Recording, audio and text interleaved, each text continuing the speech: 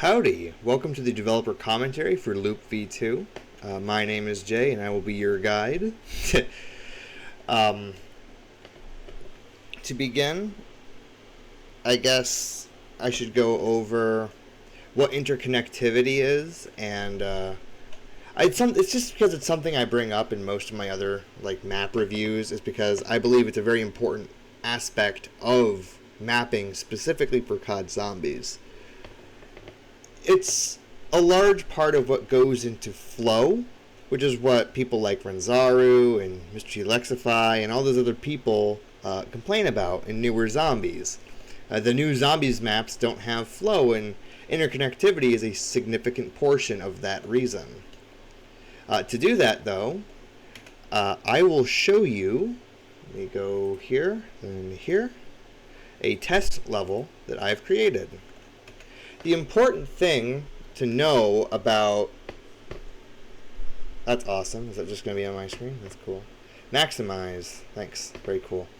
The important thing to know about specifically rooms in games like these is that rooms can be defined as a series of floor heights, right? As you can see here, despite the fact there are no walls, there are definite rooms, right? Which is why when I say this map is very flat, that's like one of the first things I point out is just how flat the level is. There's no distinguishing between the rooms besides the walls, which is not ideal.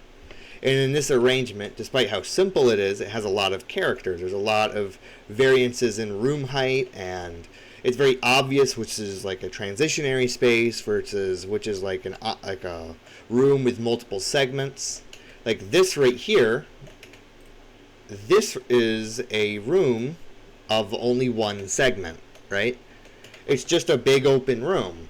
But obviously here we have a room with two segments, right here and here. Let me actually quickly... God, why does it do that? We have a room of two segments. It allows you to add more complexity to a room without doing that much effort, really. And you can define most layouts as just a series of varying heights in different rooms. That's why it's so important. You could make Kino like this, for example. I could recreate the entire layout of Kino der Toten just by using varying floor heights. Now, there are some... in the case of an overlap, I would have to utilize an overlap. But for most of the layout, since it's just a giant flat map, I could just do it like that. It's pretty simple. And this ties back to over here. Right here, we have a very functional room. It has two transitionary spaces out the side like so, and one large open room that acts as a transitionary space between other rooms, really. It's really just a large open hallway. There's nothing in it. It's pretty boring. It's very functional, but there's not really much to it. This is what you see on most of the workshop, is large open rooms just because they needed a large open room to put perks in, or zombie spawns, or just have a play space. It's very functional, but it's very boring. There's nothing to it. What I like to do in my maps is break up rooms into segments. This is a room with two segments. You have this ground floor right here and this floor up here that is connected together with a transitionary space right here.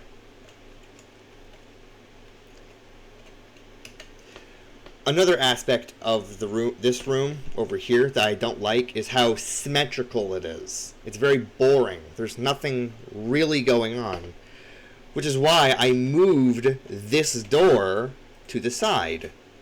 It's really important. It gives this room a bit more character. You're going to be idealistically running around these rooms again and again and again for hours on end. If you're doing a high round game, right, wouldn't it suck to do it only in large, boring rooms? Which is why we have these design principles. And another aspect of my design is the use of curves to make rooms a bit more interesting to look at. They're not really necessary, but I think that, well, on some aspect they are. They're very helpful curves in the fact that, like, if you're walking backwards and shooting a horde of zombies, when you hit this wall, you would get stuck in this instance right here, because you would just be shooting the zombies and you wouldn't really have anything to guide the player. These curves are very functional in that regard, but it's also to make the room less boxy. You don't want your rooms to be large, boxy rooms, necessarily, unless you're going for that kind of aesthetic. Keep in mind, all of these design principles that I'm showing you are really my design preferences. If you really wanted to, you could make every room a large, boxy room with nothing in it, but I personally believe your room should be very interesting to navigate and explore. Now, if we go back to LOOPV2, you can see those design principles right here. We have this large open room that is split up into two segments. You have this segment right here and this segment right here. And they're designed in such a way to maximize the tension. Right? It's very cramped. It's enough room to train, but it's really, that's it. And you have this transitionary space right here, which is to connect the segments together as well as rooms together. The same thing goes for this. This is honestly some of my best work in designing rooms. I really like how cramped and claustrophobic it is, whilst also not being boxy necessarily, right? There's a lot of volume going on here. It's a very good utilization of space because it's not boring to look at. You can engage with this space for hours and hours and hours on end and never get bored. And that's exactly what we should be shooting for as map designers. Okay? I really do think the curves really do help a lot. It really does, like, tie this space together and make it more interesting. Especially in here with this large open window. I'm very proud of it. I did a really good job in tying these four spaces together. Now if we go into this large area, this is where you can see the plans for Simulacra. I'm just going to give it right away. Remember when I said that rooms can be defined as like varying levels of height and floor height? Well, what do we have here? It's just a bunch of varying levels in floor height with some overhangs. Like this right here is a room. This right here is soon to be a room. Obviously, the gray temporary walls with holes in them aren't the real walls. They're not going to make it into Simulacra. It's going to be turned into like an actual playable space for players to engage with. But I like the idea that we have all these little critters running around and making the map. You know, that's kind of the lore, that they're doing construction. That's kind of the idea. But there's all these varying levels in floor height that kind of define a layout. And you have just kind of a hint here. This is where the power switch is going to be. Right? I'm kind of going for a Verrückt kind of vibe where we have this split spawn right here, and the players have to kind of fight their way towards the power switch, where they meet up in the middle, which is going to be like right here, or actually probably in the power room, maybe in this little undercroft area. That's Simulacra. That's down the line. I think I can make it probably by the end of the summer, but you know how these deadlines things sort of go. For LOOPV2 itself, I guess I can go into like my thinking for the wall weapons. I think that the wall weapons and perk positions are very important for mapping when you're actually like designing a level. You can't just throw weapons around.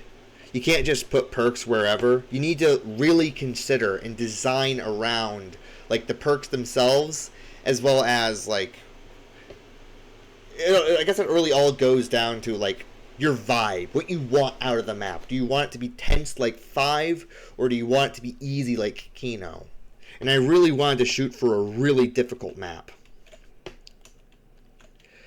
To amplifies, yes, I'm making new words as we go along. To emphasize this, you do not obtain a fully automatic weapon until you open Pack-a-Punch, and it is in a very terrible location.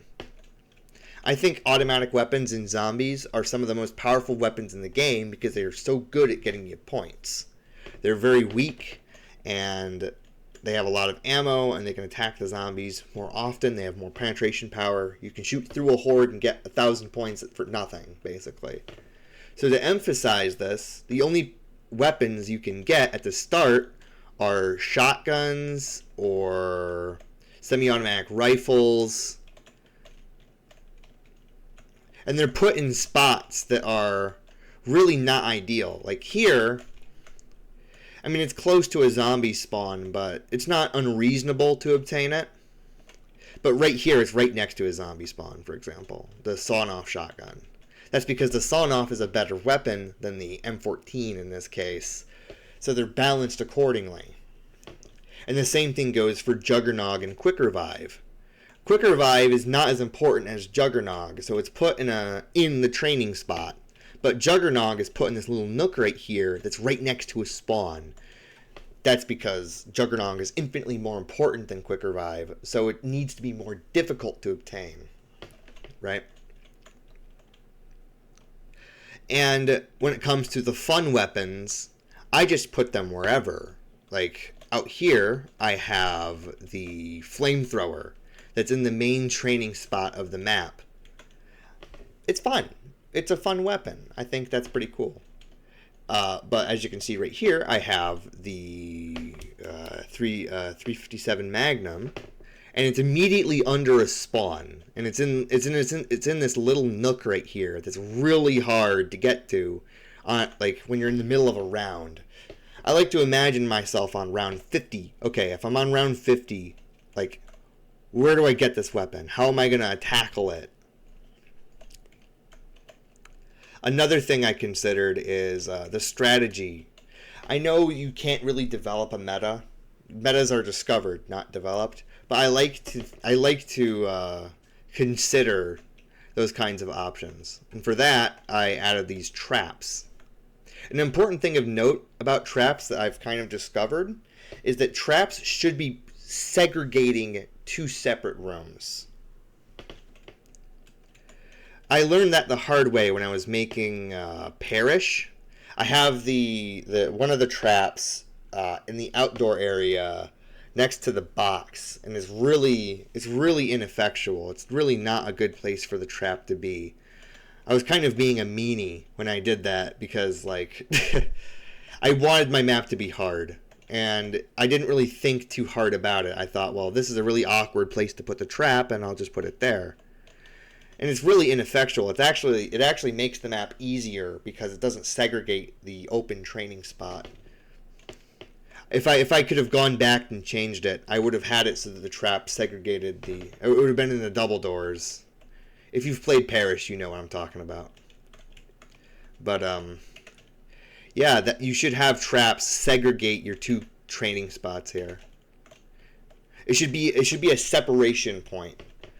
Think Shinonuma. When you go to the huts, and there's a trap on every door, right? On every entrance to the huts. The reason that's the case is so that when you activate the trap, you are either trapped inside the hut or outside the hut. And it makes it more difficult and interesting. It gives the player more options and more ways to tackle the situation.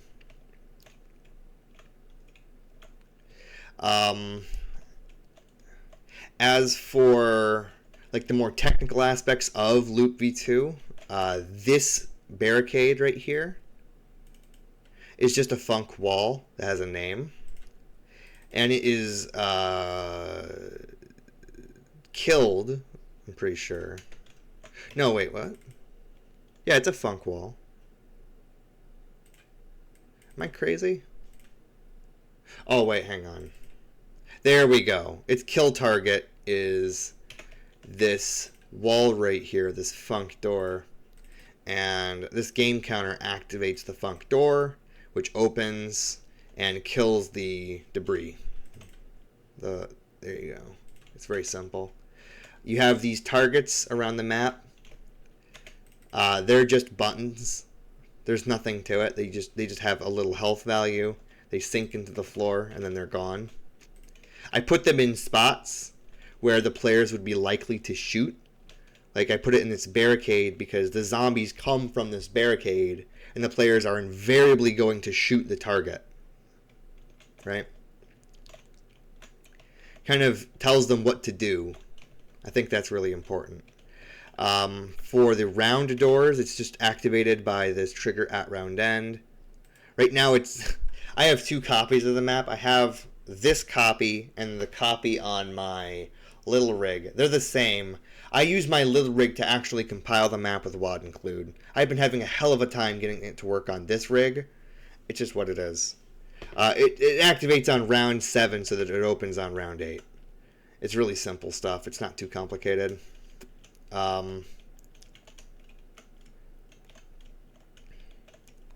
As for the camper, this is a bit of a difficult texture to make because I had to measure it out in Jack first. I had a temporary texture that I used that actually measured out the units from this wall here. If I open up my clip brushes, you can kind of see what I'm going for. I literally measured out the units from this wall. And then I had to take a camper van texture from Google Images and then edit it to the size. Yeah. And then I had to do the same for the back. I actually, another thing, as you can see, there's this little black outline around the camper. That was pretty difficult to do in Wally. Took a while.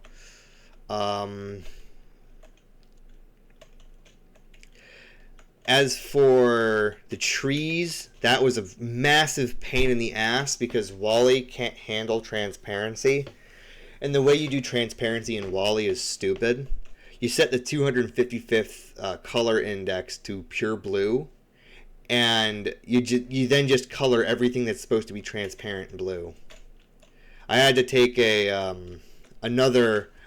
tree background from Google Images and do the same thing, and it was a massive pain in the ass. Would not recommend it. Just for this map, by the way. Same thing goes for all the J's. They're just, if I go into here, they're under fun, I'm pretty sure. Yeah, that's just all solid blue. Massive pain in the ass to figure out. As for this room, I'm very proud of how it looked. I liked the silhouetting effect. I think it's really, really well done. I did an amazing job on that.